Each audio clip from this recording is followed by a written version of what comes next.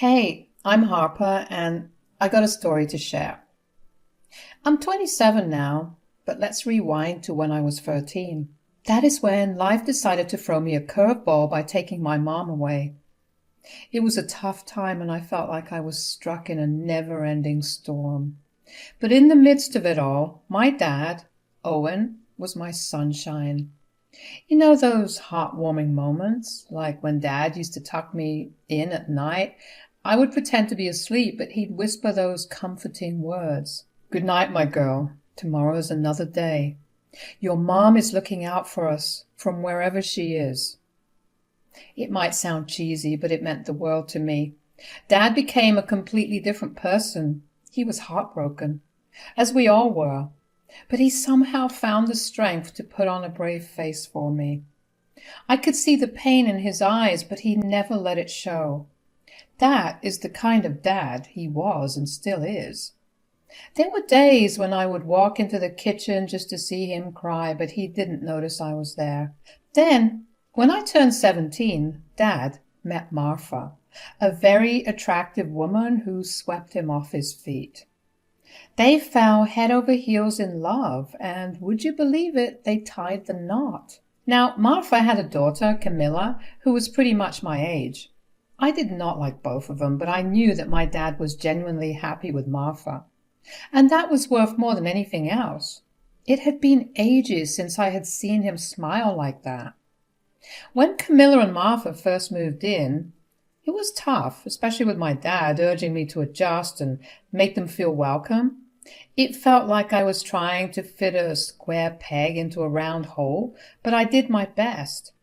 When my dad left for work, it felt like Martha and Camilla had teamed up against me. They had their own secret language, little jokes and moments they shared, and I often felt like an outsider in my own house. Once I tried to join in their laughter, but they exchanged one of those "we know something you don't" looks. I swear I felt like I was the punchline in a joke I was not in on. Martha, well, she was more focused on her new life and marriage, so she didn't pay much attention to me. But Camilla, on the other hand, seemed to make it her mission to torment me. First, she would borrow my things without asking and return them in a horrible state. My favorite books had torn pages, and my makeup looked like it had survived a hurricane. When I would confront her, she'd just shrug and say, "Sorry, I didn't realize." Yeah, right. One day Camilla crossed a line, and it was a line I had drawn around something very precious to me. No one was home, and Camilla must have thought it was a perfect opportunity. She openly walked into my room, cigarette in hand, and before I could even react, she was making a disturbing attempt to set my Polaroid box on fire with her lighter. That box was a treasure chest of memories full of Polaroids of me and my deceased mother. Each picture was a piece of my heart, a connection to a time that I could not bring back. "Camilla, please put that lighter down. You're going to ruin something very precious to me. Those are my mom's pictures." "You are such a buzzkill, Harper. Can't you just loosen up for once? Always with your nose buried in books and trying to please your dad. He's not even someone that I like, but hey, he's the one who's paying for this house and the food in the fridge. I can spend all his money if I want. How dare you say that about my dad? You and your mom have always made me feel like an outsider in my own home." "Well, you know what? This is our home now, and guess what? I can make new rules. Rule number 1, I should always punish you whenever you cross me. Don't rat me out and tell my mom I was a smoking loser." Camilla dropped that lighter and set my mom's pictures on fire, and it felt like my heart was ripped right out of my chest. Those memories, the only thing I had left of my mom, turned to ashes. I tried to explain what went down to my dad, but he came up with something unexpected. He said, "Camilla's still pretty young, Harper. She's got to adjust to this new family and new life. It was not easy for her as well. Maybe she did not realize how important those pictures were." I could not believe what I was hearing. I felt like he was defending Camilla, not understanding the hurt I was going through. I felt isolated, like my dad did not get the depth of my pain. So I decided to just let it slide. For another year, I had to deal with Camilla's hostility and her never-ending teasing. I thought maybe with time things would change. When Camilla and I headed off to college, I started looking back on those years we spent together. He even paid for both of our college tuitions. I could not help but appreciate my dad's patience and kindness through all that chaos. He has always been a good man trying to do right by everyone. College years were a whole new chapter in my life. Camilla and I ended up at different colleges, which should have made our encounters at home more bearable, but it was quite the opposite. It felt like Camilla was always trying to compete with me, trying to prove that she was the better daughter. Every time we returned home for holidays, Camilla seemed to up her game in the competition to exclude me from the family. Martha was in on it too, rarely. They used to forget to invite me to family birthdays and celebrations. As college came to an end, Camilla and I found ourselves back in our hometowns, but our paths took different routes. Camilla was quick to secure a job and her own apartment, while I chose to take a break before diving into the job market.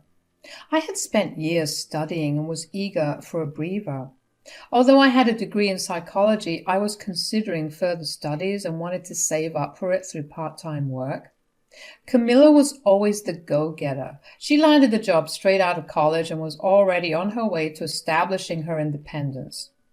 She rented her own place while I had to move back into my dad's house. Camilla used to come over for dinner every weekend. "So, Camilla, how's your new job?" "Well, at least I did not move back to Owen's house and it pays my bills, so I would say it's good." Now, let's not start with that, girls." "Camilla, Harper has her own path. Just let her be." "Yeah, but Mom, she's almost 23 and she has never even dated anyone. What's her problem?" "I'm just taking my time, Camilla. I have more important things to focus on right now." "I heard you're a big fan of romance novels, Harper. Probably the closest you will ever get to a relationship." "Can we please focus on enjoying this meal together?" "And her job? What does she even do? Work at Walmart?" "I am trying to save up for another degree." "Too bad this time Owen isn't paying for it." "Because I asked him not to. I want to do this on my own." "Camilla, let us not make this dinner uncomfortable." "Harper's probably here because she can't afford to live anywhere else." Fast forward 3 years and things have shifted. I had made progress in my career, working as an assistant psychologist with a senior mentor, and life was treating me well. I had moved into my own apartment, embracing my independence. While I was still single, my focus was on my career, and that was perfectly fine. Camilla had also moved forward, and I genuinely felt happy for her. Camilla had found happiness in a 2-year relationship with her boyfriend Joey. He often appeared as a mysterious presence at our family dinners, but it was clear they were content together. It was no longer a constant battle from my end, at least, but she still acted immediately like we were teenagers, competing for prom queen. One day, I received an unexpected call from Camilla. "Hey, Harper, you want to meet up? There's something I need to talk to you about." "Sure, Camilla. Is everything all right?" "Yeah, I'll explain when we meet. How about I text you the address of this restaurant I know?" "Sounds good. Let's meet there."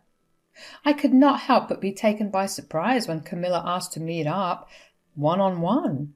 It was a first, and after all these years, I was intrigued. I could not wait to see what Camilla had in mind. It was Sunday, and I reached the address Camilla had texted me. 15 minutes later, Camilla arrived. "Camilla, you have never wanted to see me one-on-one before. What's going on?" "I do have some news to share with you." "Well, I'm all ears. It must be something big.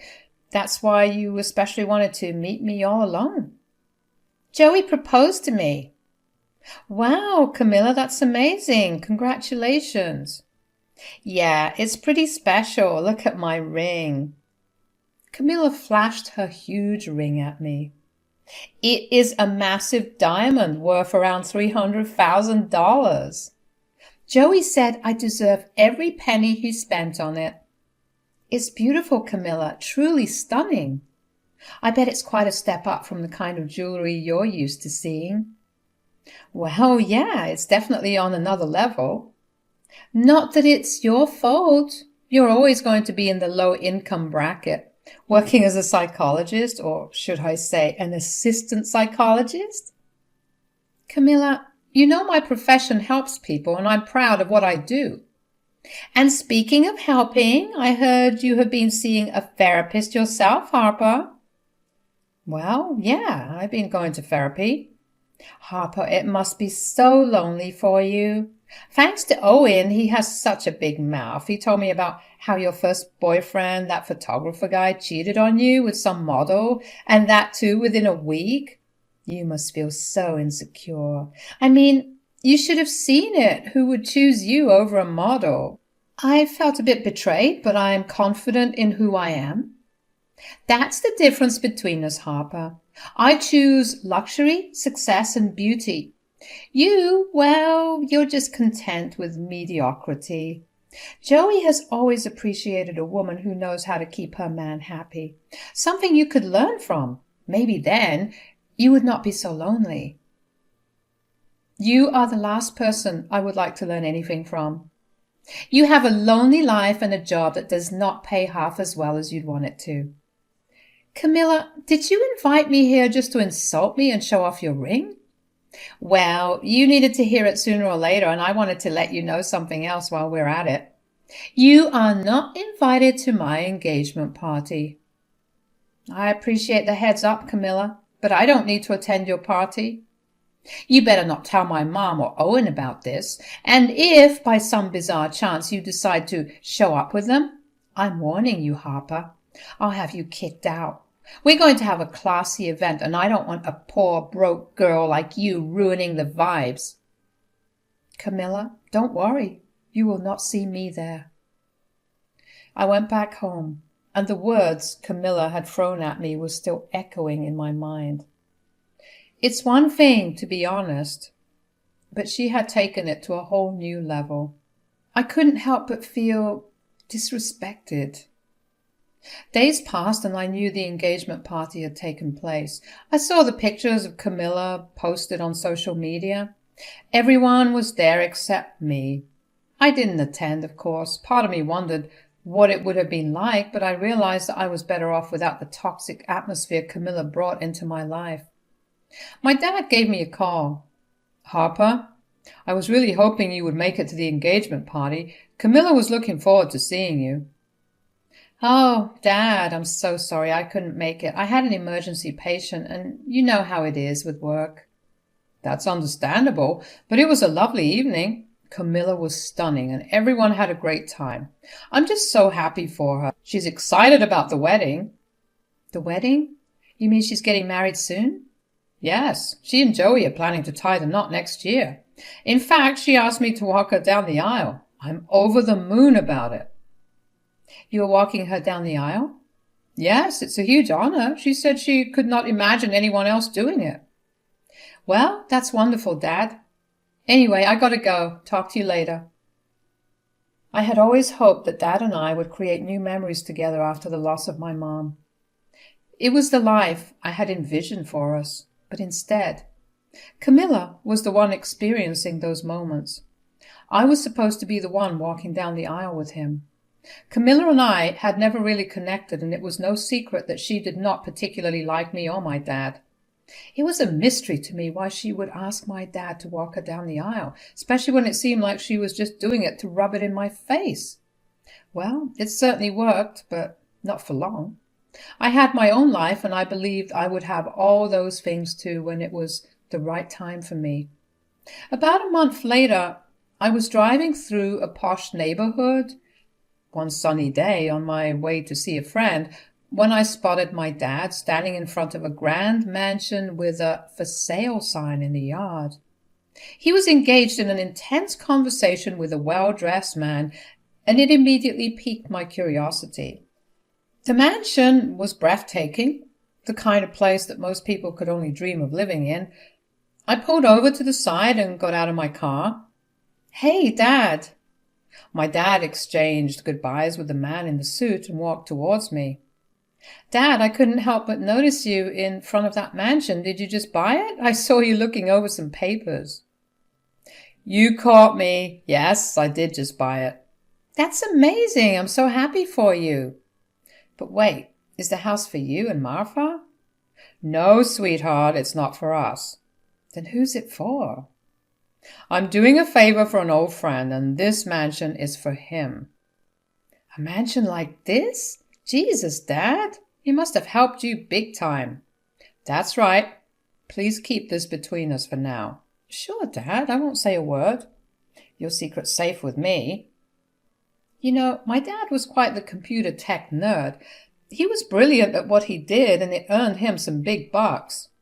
The thing about him was he never flaunted it. He spent his money on the people he valued and loved, but he was always modest and humble. You would never guess he had all that wealth just by looking at him. He was not one to show off.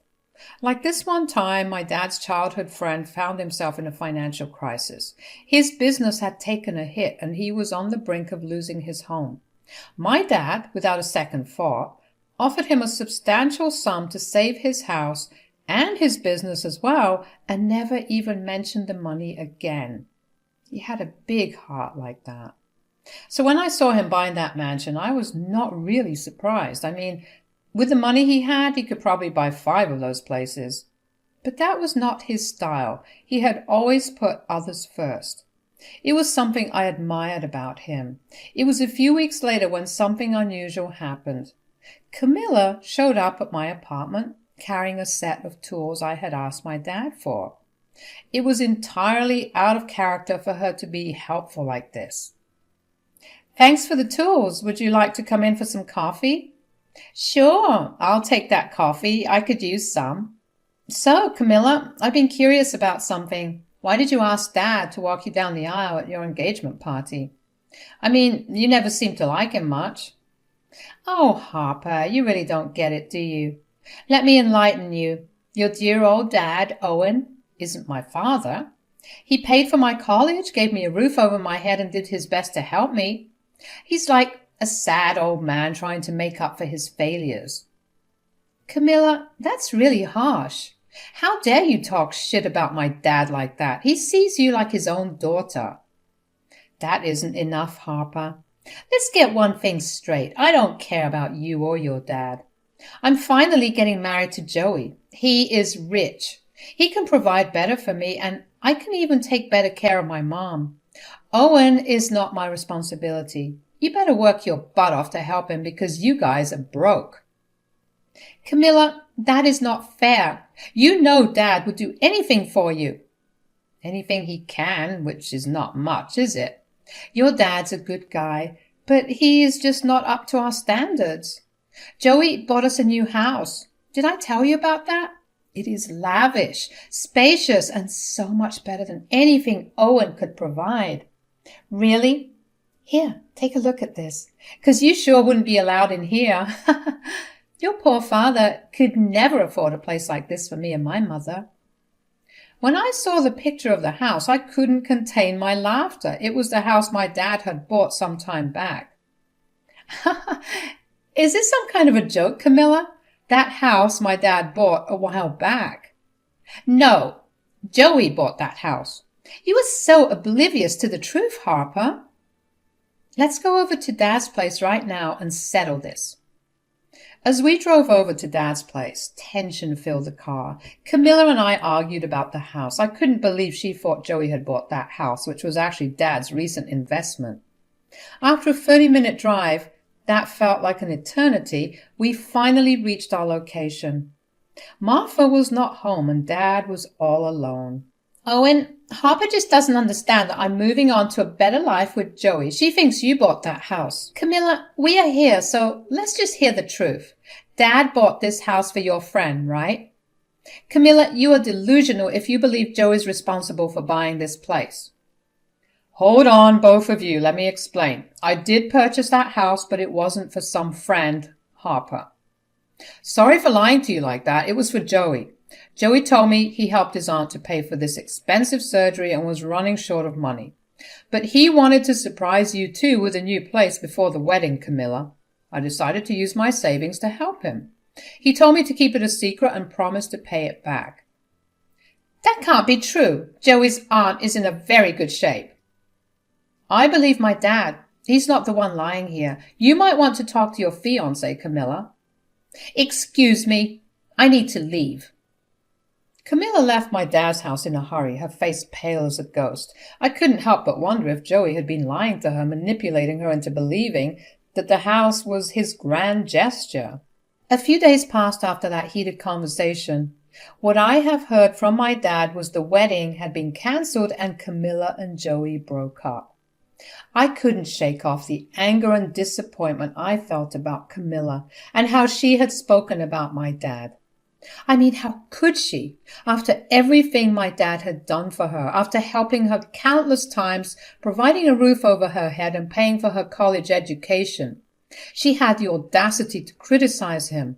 But it wasn't just about my dad. It was also how she had ridiculed me for not being as successful as she was, for not having a so-called lavish lifestyle like she did. I needed answers. I could not let her think she could treat my dad this way and get away with it. So I headed over to her place. What are you doing here? We didn't get to finish what we were talking about the other day. How could you say those things about my dad and me after everything he's done for you? He's been nothing but kind. Can you go a little easy on me? I just broke up with Joey. He had no money left, Harper. He gambled it all away, and the engagement ring he got me, that was fake. There was no aunt who needed surgery. It was all a ruse to convince your dad to buy that house for him. Harper, you and your pathetic dad are the last people I care about right now. Camilla, it seems like you will never learn your lesson. I almost felt sorry for you, but with an attitude like that, maybe you do deserve it. So here I am in a world that is opening up for me. Camilla, she's out of my life now. You know, after our confrontation, I decided to break off all contact with her. And after all that has happened, I don't feel bad for her anymore. What surprised me, though, was the talk I had with my dad. I just had to let him know the truth about Camilla's intentions. He was upset, naturally, but it was high time he knew the reality of what had been going on. I had to make him aware that not everyone in our lives can be trusted, especially not people like Camilla and her shady connections. You should never talk poorly about people or belittle them, because what goes around can certainly come around, just as it did with Camilla. You never really know what someone is going through or what might come back to haunt you in the future. Cheers.